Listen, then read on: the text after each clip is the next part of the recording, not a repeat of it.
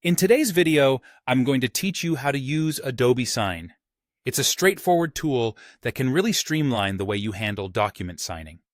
Whether for business or personal use, Adobe Sign is incredibly helpful in getting documents signed quickly and efficiently. So, let's dive right in, and I'll walk you through the process. First, open your preferred web browser. This can be Chrome, Firefox, Safari, or whatever you usually use. Once you have your browser open, head over to your search engine and type in Adobe Sign. This should take you to the official Adobe Sign webpage. Go ahead and click on that link. Once you're on the Adobe Sign page, the next step is to log into your account. If you're new to Adobe Sign, you'll need to create an account first. Otherwise, just enter your credentials. Logging in will take you to the dashboard where all the magic happens. Now that you're logged in, it's time to get started with the document you want signed. Look for an option to upload your file and click on it.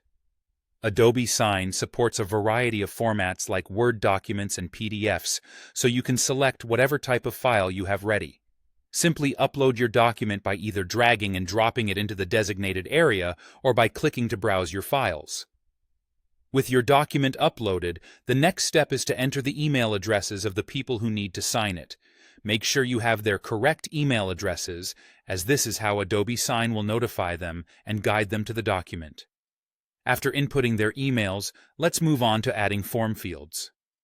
Form fields are crucial because they guide the signers on where to provide their signatures, initials, dates, or any other necessary information. Adobe Sign provides an intuitive interface that allows you to drag and place these fields precisely where you need them on the document. It's a good idea to double-check that they're correctly positioned so that your signers won't have issues finding where to sign. Once you're satisfied with the form fields, it's important to specify whether each field is required or read only for the recipients. This ensures that the signers know exactly which fields need their input and which ones are just informational. Now you're ready to send off your document.